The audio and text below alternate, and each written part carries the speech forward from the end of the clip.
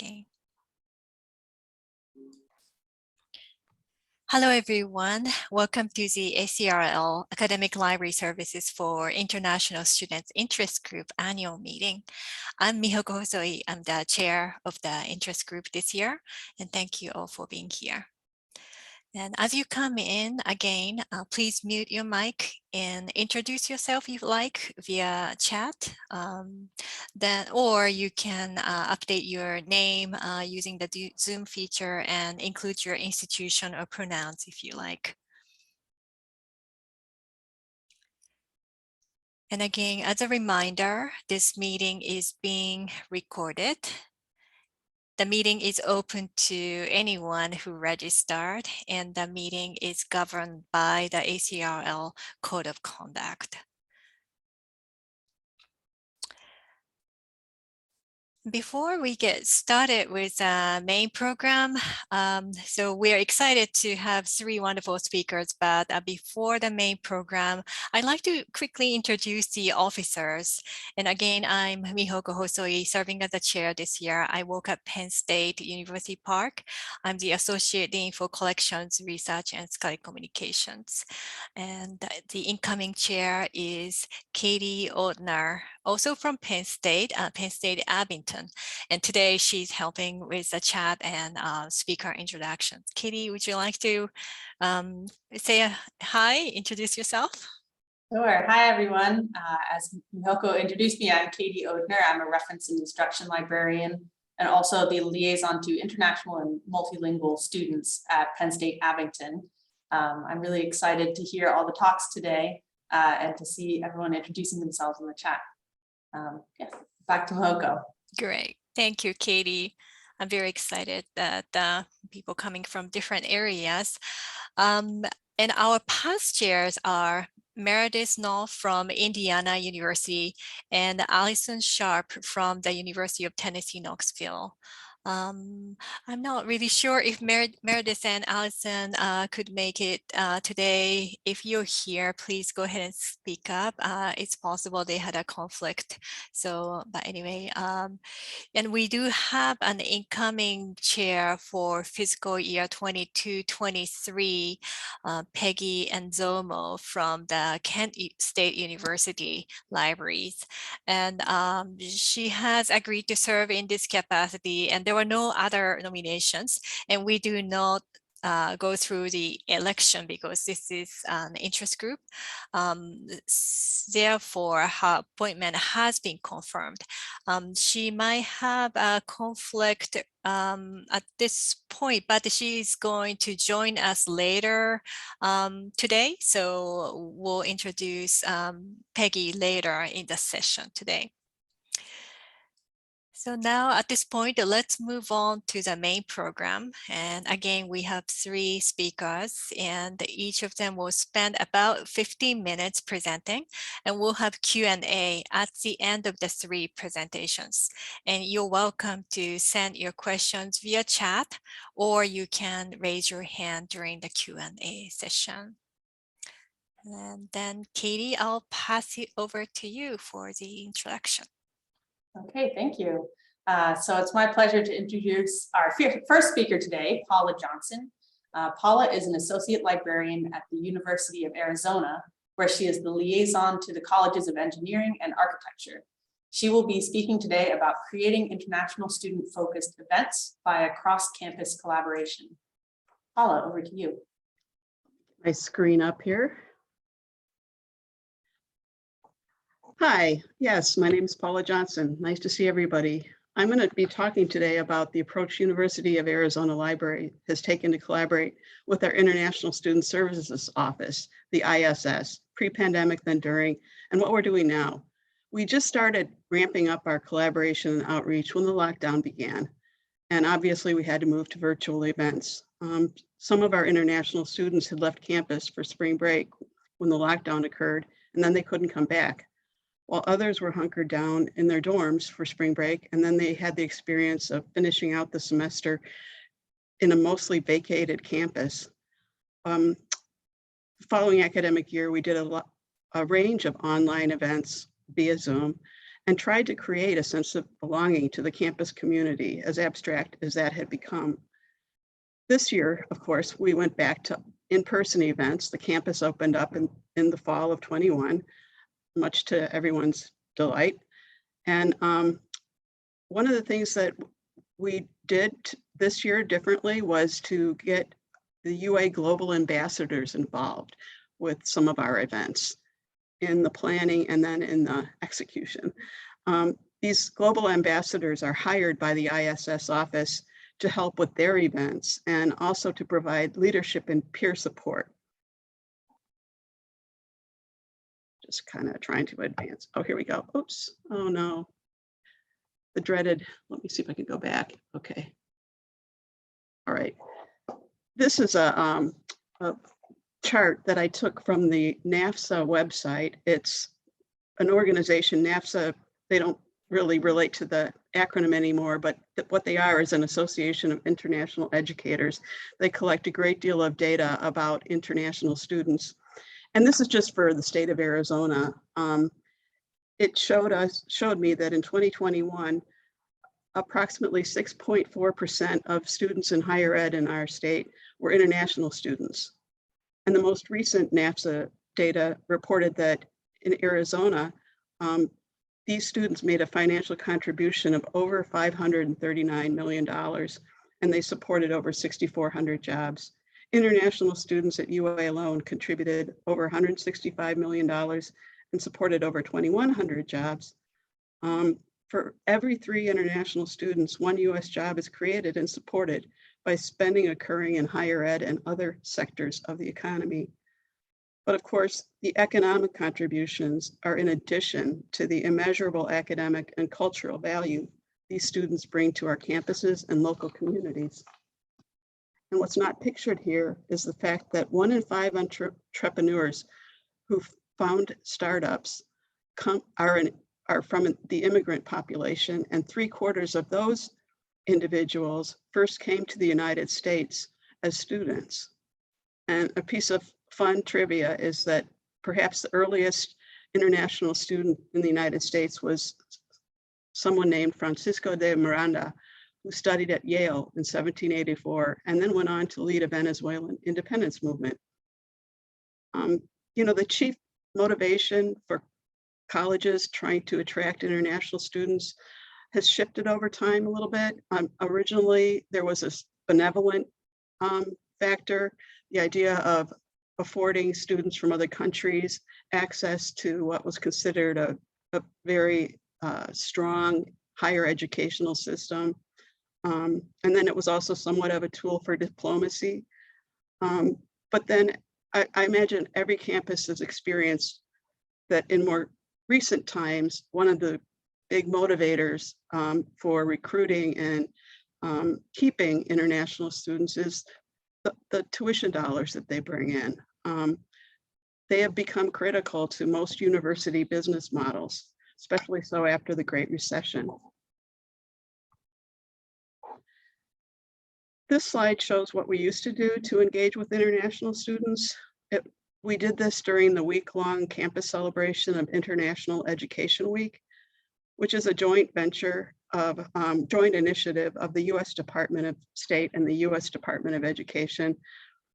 You're all probably familiar with International Education Week. What we would do would be set up some tables in the main lobby of our main library. And the photo on the right shows a large screen. And what we had set up was a global map, and students could drop a pin either from the country they had come from or a place that had significant meaning to them. And the students really enjoyed watching the map fill up. It wasn't just international students, of course, because it was in the main lobby, but the international students were especially drawn to dropping pins on the map. And lots of conversations occurred at the map. These tables held flags from around the world and stickers, and we had candy from around the world. And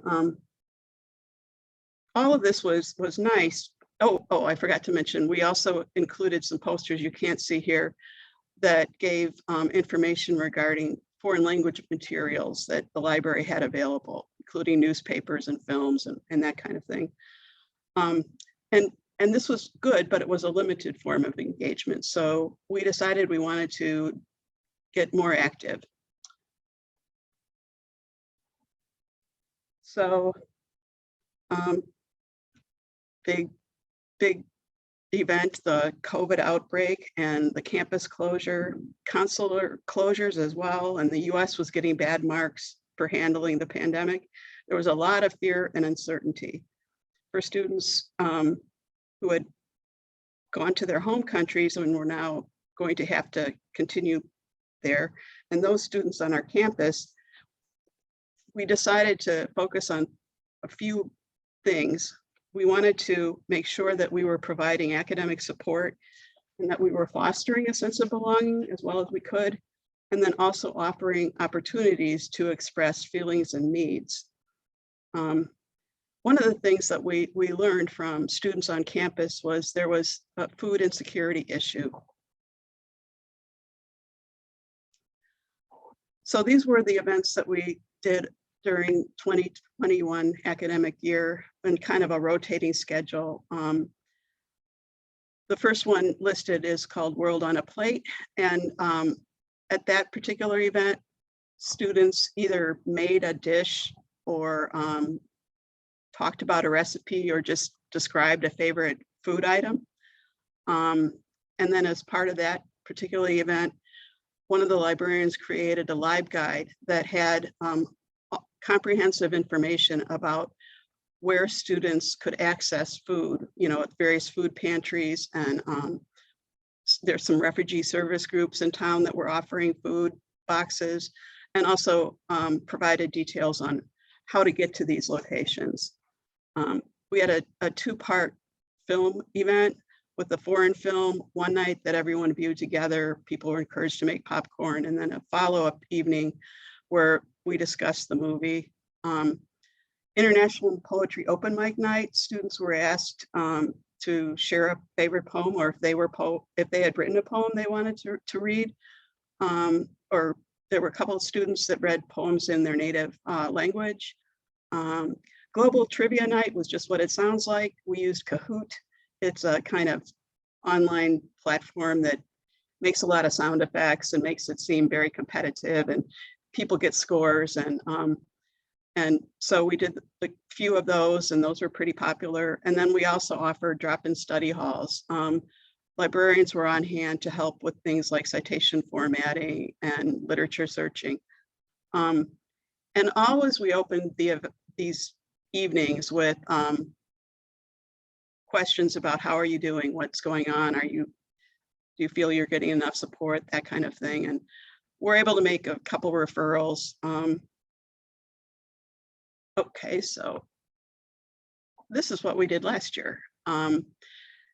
Write nights were done in collaboration with the Writing Center, and we had tutors available for writing as well as librarians available for other kinds of research assistance. And we had a whole sequence of those.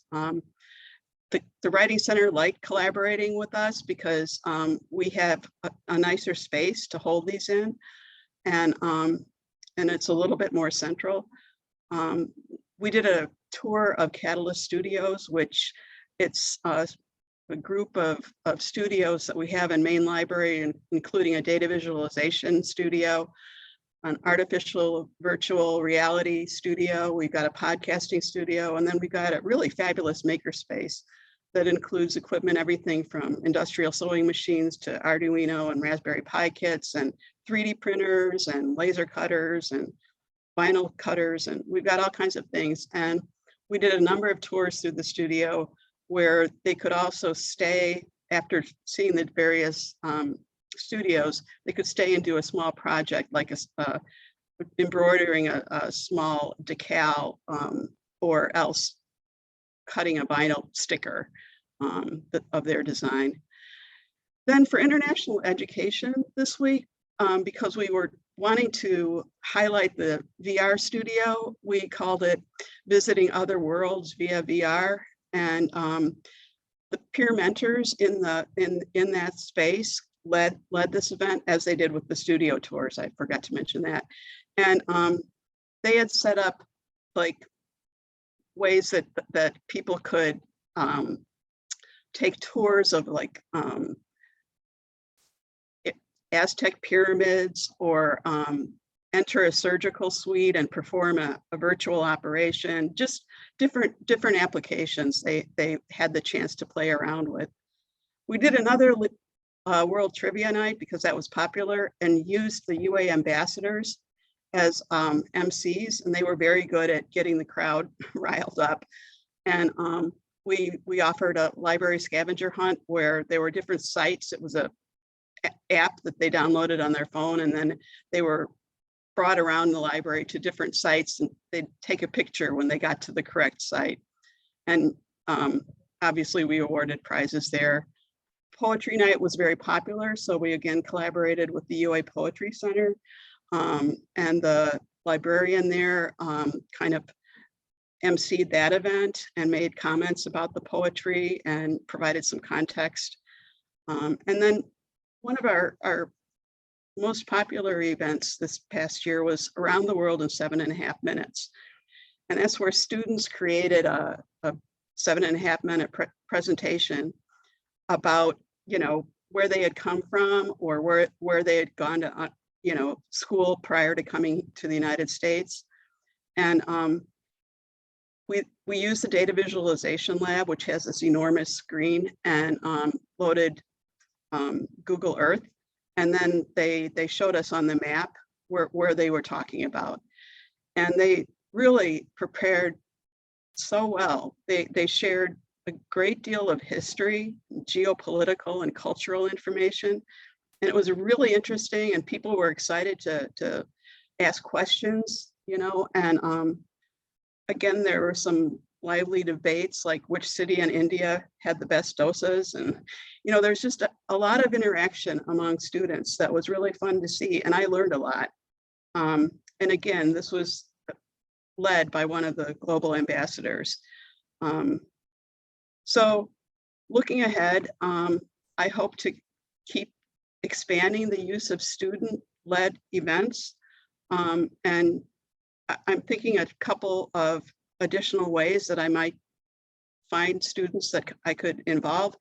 The UA Global Ambassadors are great, but I'm going to make connections with the International Student Advisory Council, as well as recognized UA international student groups, like, for example, the Association of Chinese Students, to talk with them to see if any of them are interested in participating and leading some of the events.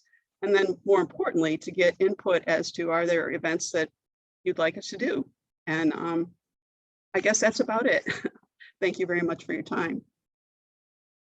Excellent. Thank you, Paula.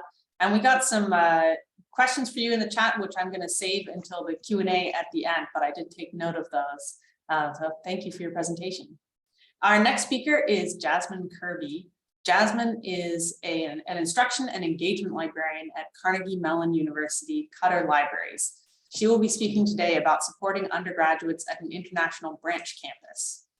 So Jasmine, I am going to share your presentation on my screen. So give me a moment to do that, and just let me know when to advance the slides. For sure. All right, can you guys hear me? Yes. Yes. Awesome, great. So hi, as introduced, I'm Jasmine Kirby, and I'll be presenting When Everyone is in a Whole New World, Supporting Undergraduates at an International Branch Campus. Next slide, please. All right, so today I'll be talking about a little background on Carnegie Mellon and Qatar and our students, a little bit about providing library services at an international branch campus. Can you tell I had coffee before this?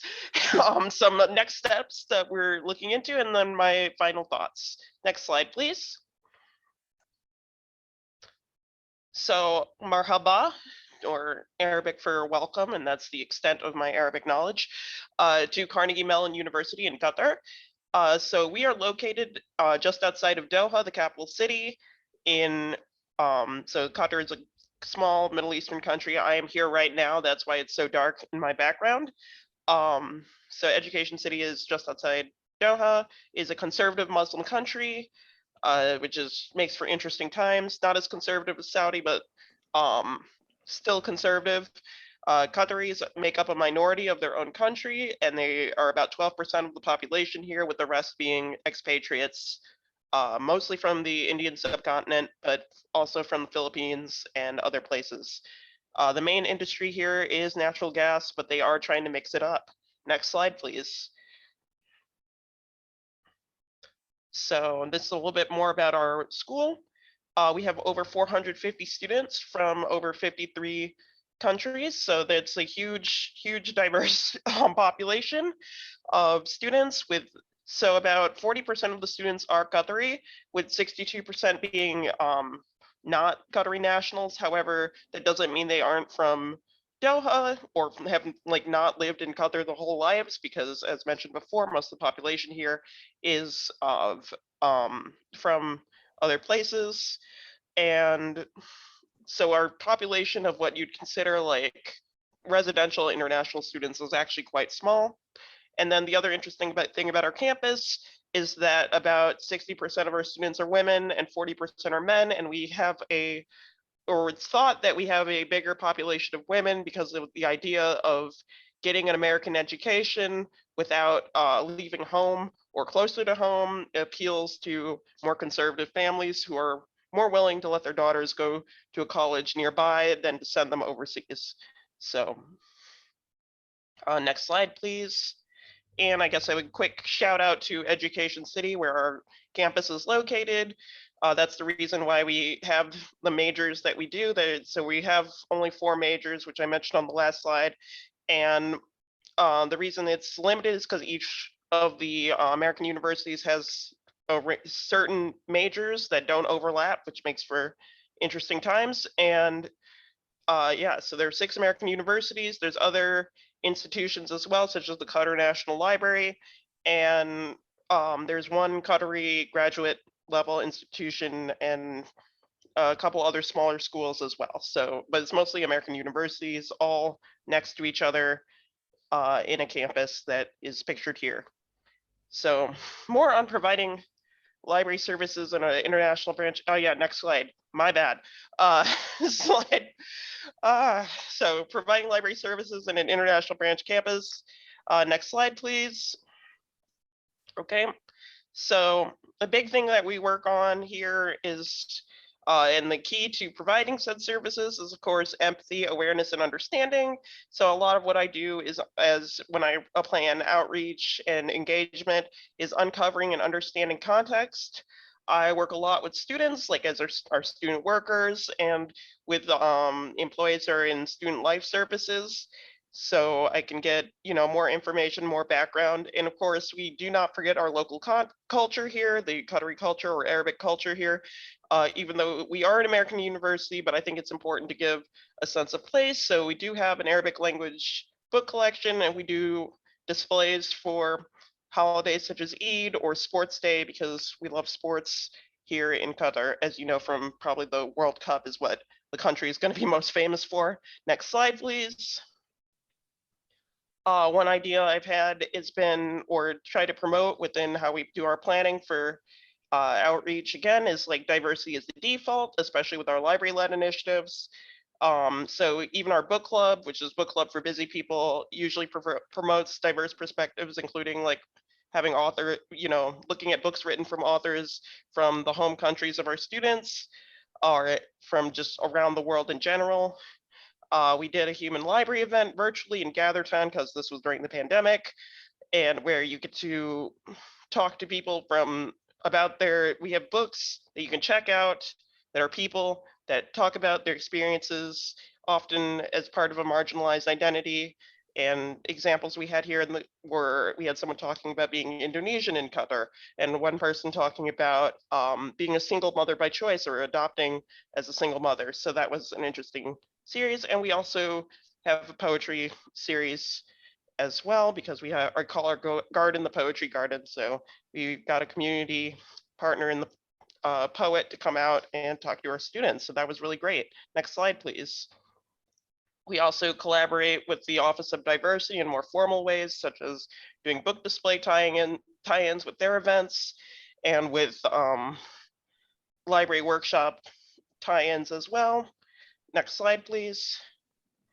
So as far as serving our on-campus students, some of the cool things and challenges. So local students tend to have less autonomy and independence than their peers in Pittsburgh, I've found, which is interesting. It kind of leaks into how they approach the library in some ways, because they expect like answers, and they may have come from, there's also similar with issues with preparation for college. It's like they may have come from testing all the time and there being a right answer, and so when they come to the library and they're doing research, it's like, okay, like what do you mean, like I have to figure this out? Like there's no just right answer or like right way to do this. It's like, no, it's on you. That's my thought. Setting library hours and events to serve both commuter and residential students can be challenging, because a lot of times campus is dead after 5 p.m. Because everyone goes home. So we are open till 8 on like weekdays for the most part, but it's after 5 it's dead. So that is the reality. We do host some events in the evening during Ramadan, for example, both to because those would be the closest thing to targeting that international population, because even though they're open to everyone, for the most part, it was on students living on campus who attended these events, because most people went home.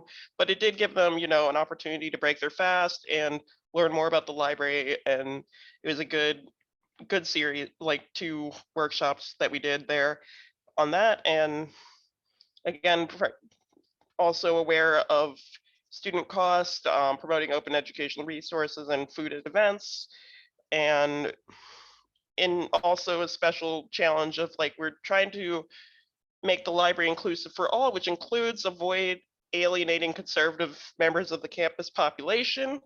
We do include like a heads up on potentially controversial content for things like book club, and try to just get a feel for what the vibe is before doing certain programming. So it's not that we cut anything for that reason. It's just like we try to give people a heads up and just be aware of what the vibe is. I'm sorry, I don't have a better way of putting that for now. So on to the next slide.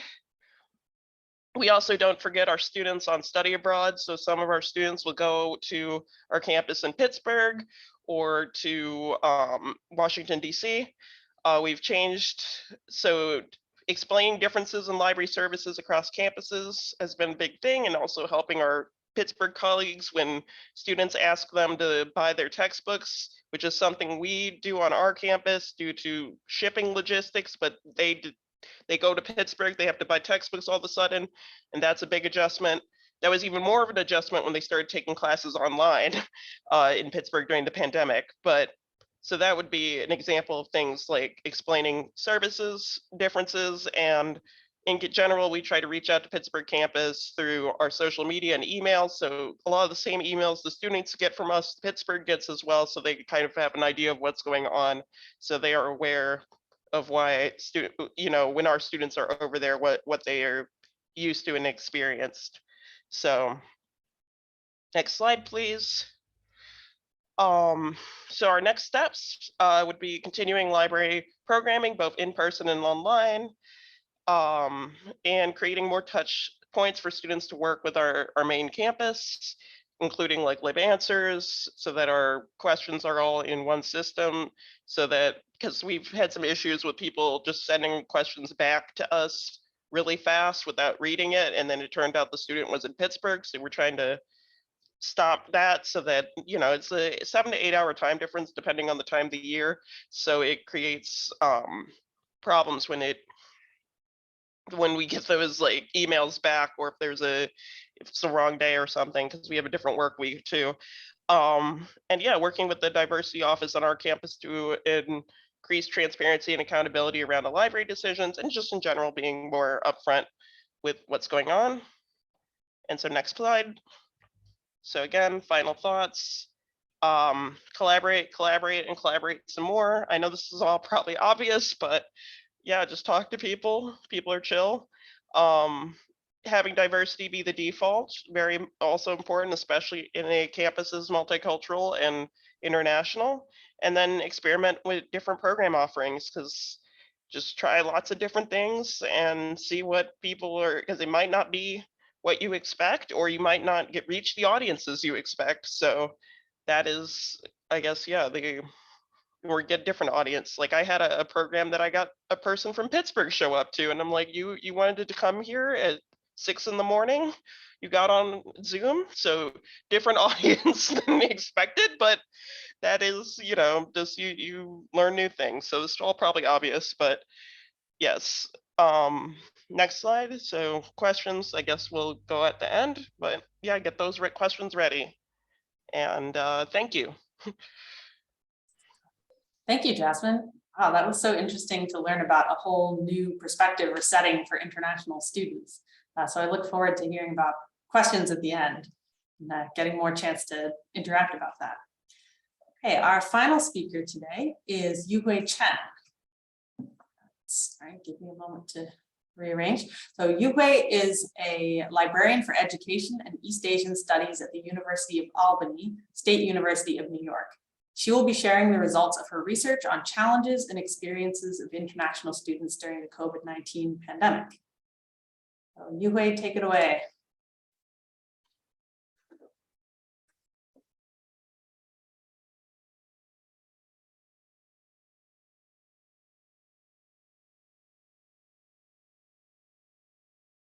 Yeah.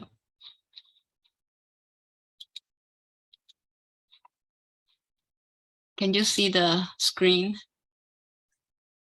Yes, we're still we're seeing it in the not the presentation. Okay, need to because I have two screens, that's why I need to change the default.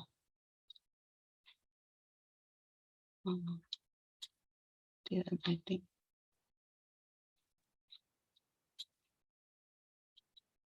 Let me stop share and then share again. See.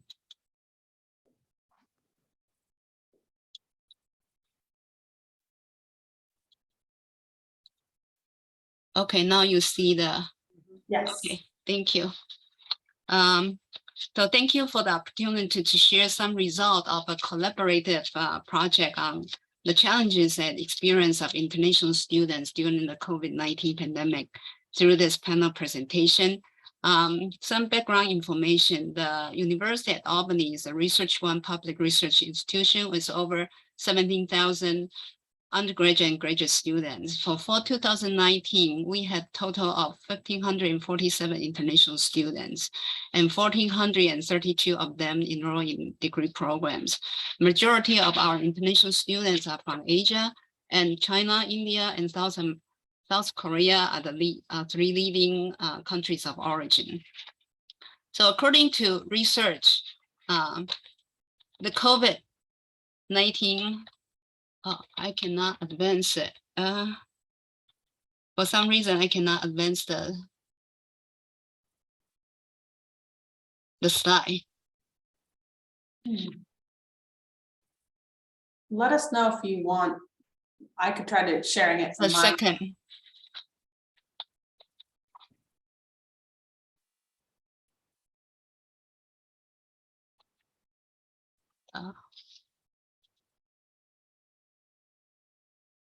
I can. Okay, here we go. Okay, so sorry about the technical problem. So according to research, COVID-19 pandemic affected the mental well-being of international students aged 16 to 30 the most. During this difficult time, the pandemic also contributed to the spread of racism and may have caused a surge in anti-Asian hate crimes. Additional Trump immigration policies on international college students brought added anxiety to many international students. Many of our international students are from Asian countries. Thus, it prompted us to conduct study to understand the challenges and experience of our international students during this period of time. This research project originated in fall 2020 The research team include some professors, a librarian, and visiting scholar and research fellow overseas, and 6 doctoral students. The Office of Diversity and Inclusion and the Office of International Student and Scholar Services were all collaborators who helped us recruit research participants. We chose survey as our research methods because it was easier for us to reach our international students broadly. Our survey questions consist of multiple choice questions plus Likert scale and open-ended questions. We use Quadtrack as our online survey platform, and the survey was launched in late February 2021 and closed at the end of March. We recruited participants through a variety of ways, such as email listserv, student association, campus organization, social media, etc. So 126 students participate in the study by the time the survey was closed. They came from various academic departments. As the pie chart shows, more than 50% of the participants were doctoral students, and more than a quarter of the respondents were in master's program. We also noticed that among the students who indicated their countries of origin, 1/3 of them were from India, China, and South Korea. Our survey question focused on the impact of the COVID on international students' lives, their experiences and challenges, as well as their perception of the campus support. Due to time constraints, I will only share the most important findings. First, we asked if the pandemic had prompted them to make any major decisions in their academic pursuits of personal lives. Changes in specific academic project plans, changes in future study or career plans, and long-term decisions about staying or leaving the United States were the 3 leading areas impacted by the pandemic. Yet about a quarter of respondents indicate no major changes. Next, we asked if they had encountered any unpleasant virtual or in-person situations on campus. While 33% of the respondents indicated they had not had enough interaction with campus to be able to say, 30% pointed out they had experienced academic problems, followed by lack of acceptance or understanding from peers, faculty, or staff on campus. So regarding the ways that the participants have responded to or cope with this experience, close to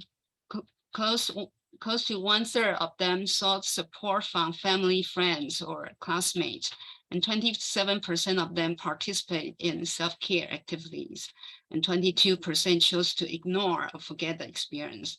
Only 11% of them pursue counseling or therapy. In terms of the students' concern, 58% and 53% of the respondents were concerned or very concerned about their general postgraduate educational and career plans in the United States and their future study or career plans, respectively. This concern might have led them to make major decisions or changes mentioned in the first question. Respondents were also concerned or very concerned about their financial situation, physical health and healthcare, U.S. political climate, as well as mental health and emotional well-being. It's interesting. I mean, it's worth noting that while 47% indicate they worry or very worried about their own mental health, we observed earlier that only 11% of respondents pursue counseling or therapy. So when we ask them to explain their concern in an open-ended questions, participants express their sentiments. So one student mentioned, as an international student, I'm unable to complete visa-related issues because of COVID-19 and political tension, and have been stuck in this situation for a year. My career and academic work were most affected while I have nothing to do to deal with it but just wait. I'm facing with heavy financial burden because I lose income during the pandemic. Also, I'm concerned with my physical health very much because of the bad control of the COVID-19 in US. This realistic difficulties also bring mental stress to me.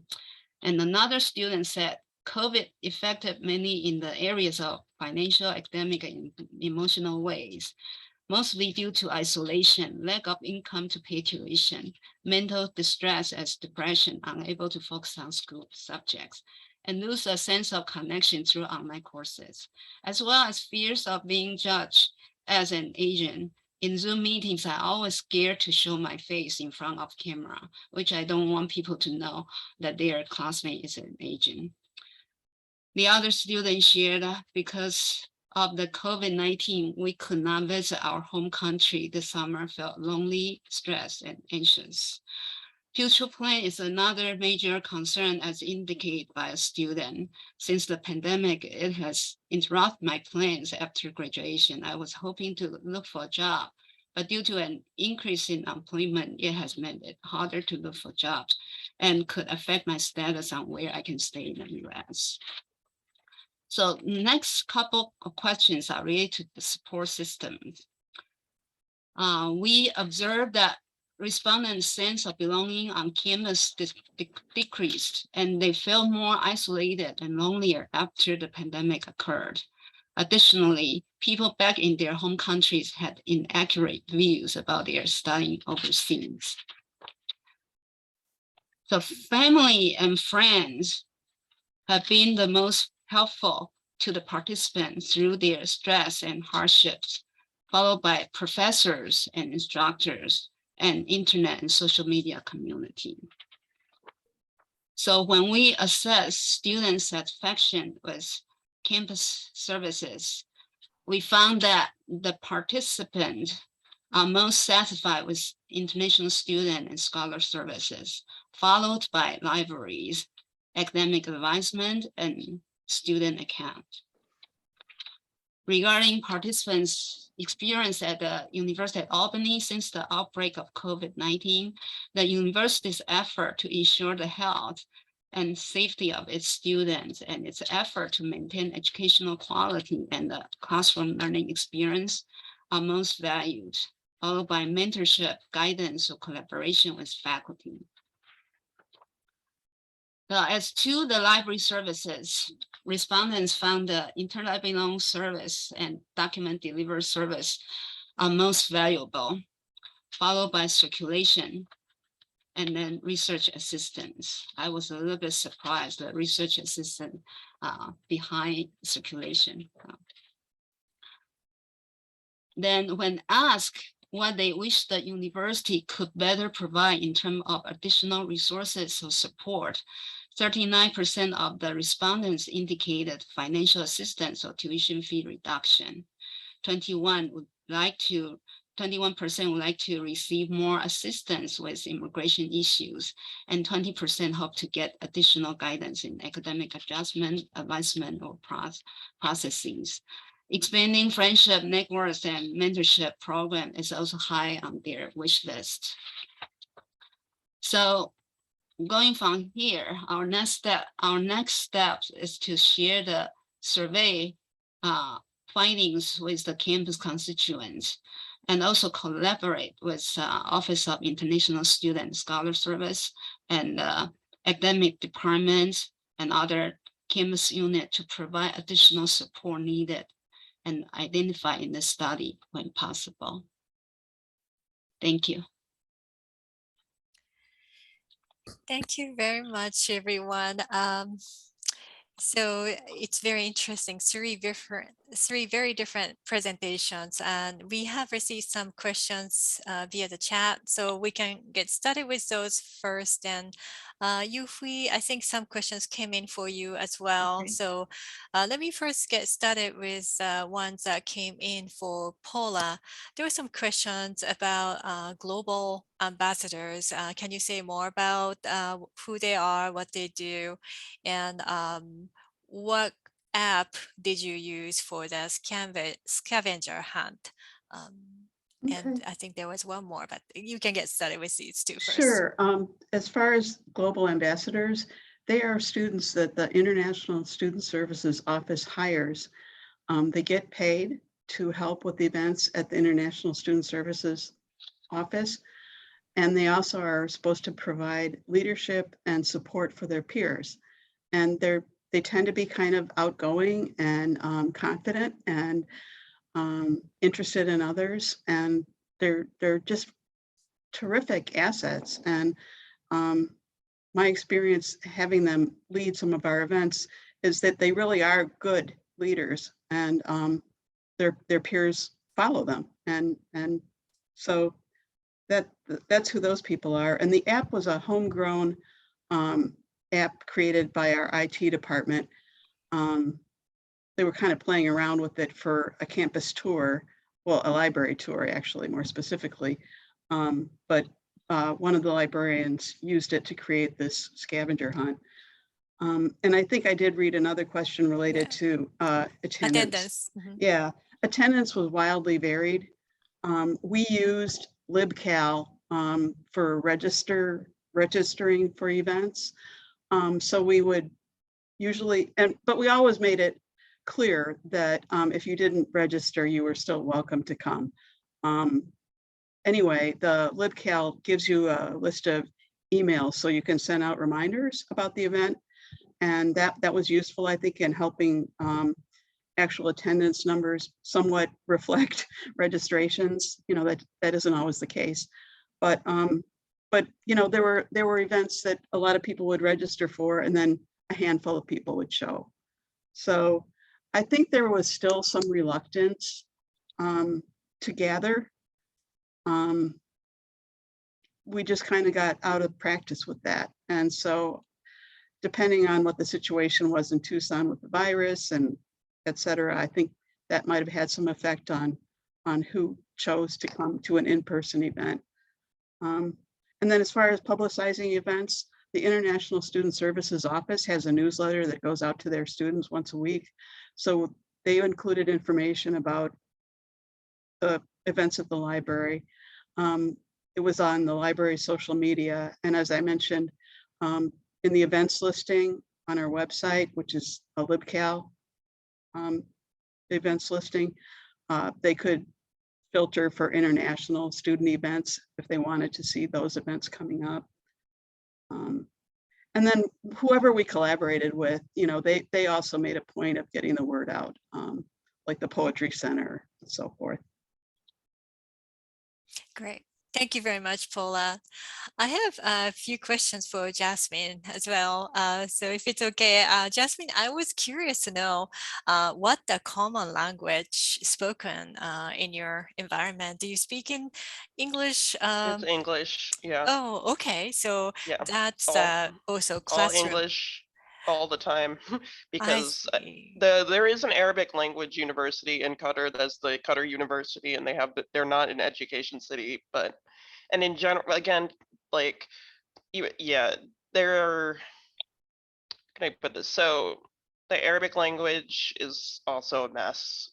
That shouldn't be. I shouldn't say that on recording, but basically, Arabic is considered one language for political reasons more so than linguistic reasons, and so that adds it's fun. So English is the common language. That's the short answer of that. It's just like, just because if someone speaks Arabic, it doesn't mean that they can speak to other people who speak Arabic, if that makes sense. And then there's like a shared Arabic for everyone to speak together that's formal. And then yeah, it's its own thing that yeah. I So see. English Okay, for a so lot of reasons. all right. Not just Yeah, you because it's talked. American. Yes. So you talked about helping students online as well as in person, and sometimes Carnegie Mellon in Pittsburgh, and students are coming from everywhere, it looks like. So what kind of backgrounds or skills are important or needed to be successful in this kind of role in your mind? What's helping you? Do you see that certain skills are essential to be effective in your role, or what comments do you have for people who might be considering a career like the one that you have? So yeah, because also my role is actually up right now because I am going back to the US at the end of the summer. So if you want this job, you can apply.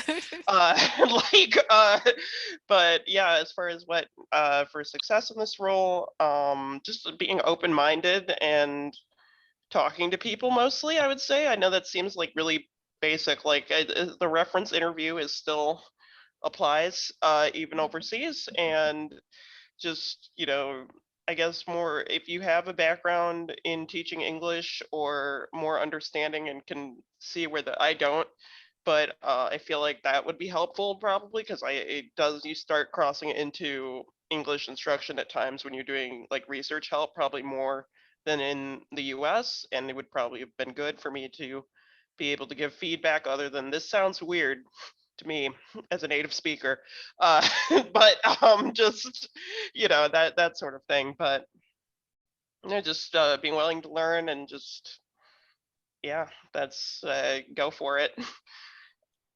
I don't have I'm sorry guys. Any other questions? Are you muted? Sorry, Oh. Jasmine. One more question coming in for you through the chat. So you talked about demographics earlier, and I believe hearing something about 40 or 60%. I forgot the exact number. The question is about the demographics of the students. Okay. Are they American? Can you sort of remind us of So the stats you it's mentioned? about 40% Qatari students, whether or not Oh, they that's have dual national, I don't know. A lot of people have a lot of passports. That's just how that goes. So just like I do not know, like on paper, or you have one nationality and then you might have another, like you might be because like during graduation they show the flags, sometimes plural, of the students. So there are a lot of like American dual nationals. How much they've lived in America, they probably have attended American schools or Canadian dual nationals as well, but both in students, staff, and faculty at all levels. So there is some of that, and that's some of the appeal of American education, is that you can go back to the US. But yeah, it's really hard to tell. People are from everywhere. There are even the Qatari students can be have lived in America for a couple of years or in the UK. So it's just talk to people. I don't know. I keep saying that, but yeah. okay. All right, thank you, Jasmine.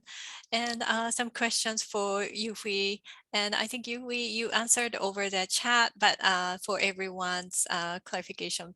So the question was about the way that the survey was conducted, and the answer provided was that it was through the ISSS, it is International Student Services.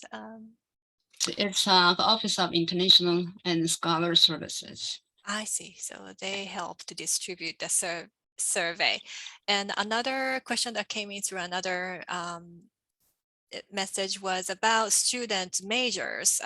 Do you happen to know if these students tend to major in engineering, business, computer science? Those are the it seems like national trends for international students. Do you happen to know? Yes. We have many students from India, China. They major in engineering, computer science, basically STEM, disciplines, and then followed by business. Yeah. I see. Thank you. I was curious to know about also about the students' demographics or cultural background. Some of your data showed that in terms of their coping mechanism, they tended to rely on their family members or friends.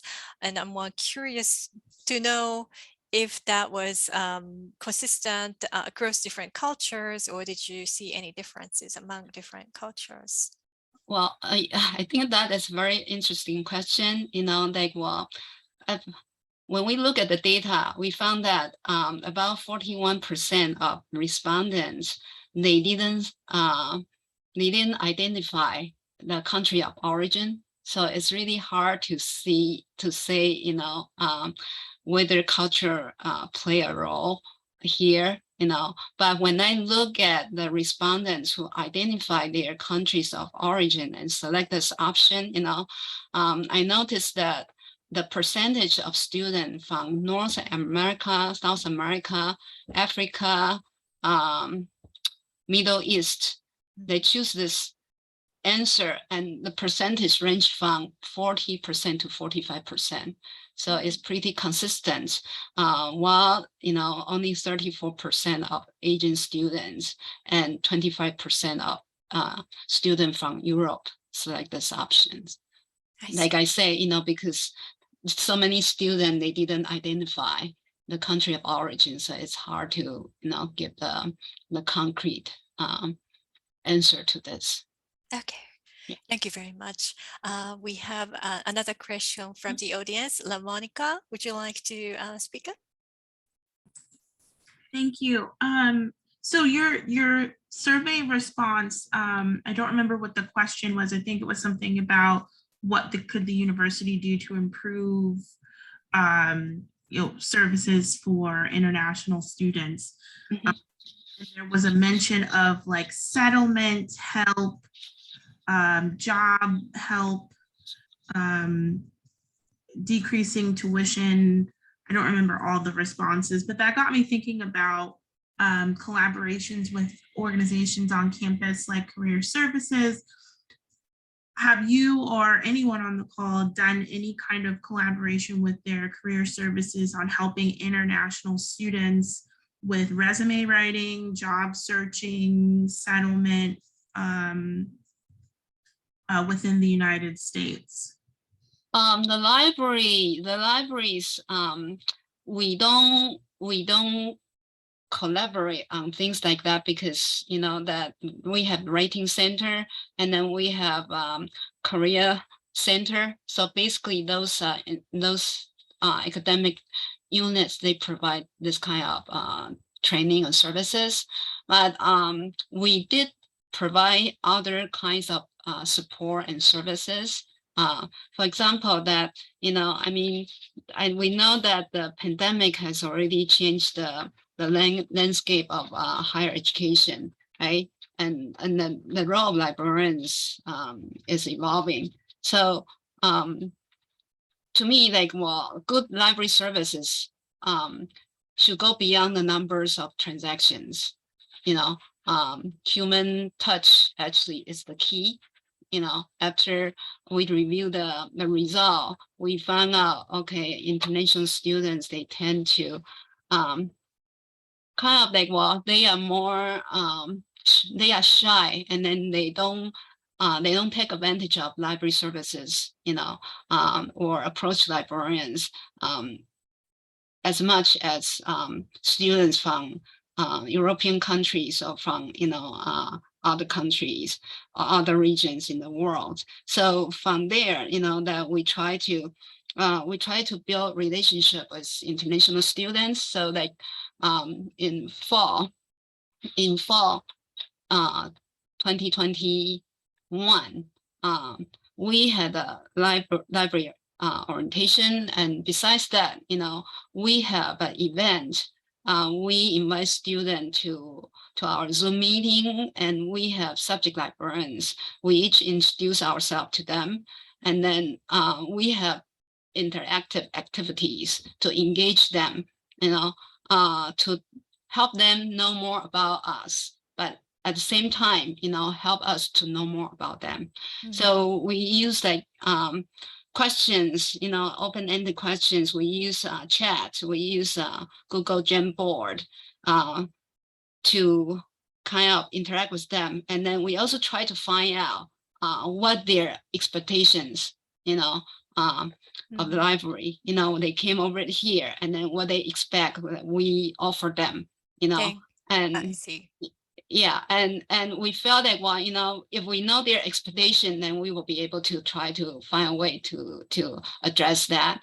And and also that is an opportunity for us to clarify some questions they might have.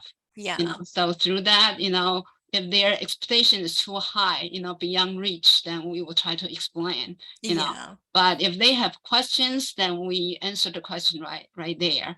So through that event, we really build good relationship. Yeah. And then at the end of the event, they all give us very positive feedback. Yeah. So we try to do that again this year. Yeah. Thank you. Thank you very much, Yui. I'm so sorry that time is up. And Paula, Jasmine, and Yuhuin, thank you very much for your presentation. And Peggy, I think you're on the call, but Peggy, I'm glad that you were able to join us because you're the incoming chair for the next fiscal year. So if you want to, yeah, please say hi to everyone. I'm sorry, we are just ending, but if you want to say hi so people will know who you are. From Hi, Kent State. everybody. Hi, everybody. I'm sorry that I was not able to come in on time. I was held up somewhere. My name is Peggy Nzomo. I'm the Global Education Librarian at Kent State University in Ohio. Great. Thank you. Yeah. All right. So I look forward to another wonderful program next year. So thank you everyone for being here, and you will receive a link to the recording to this session. Have a wonderful day. All right. Bye. Thank you, everyone. Bye.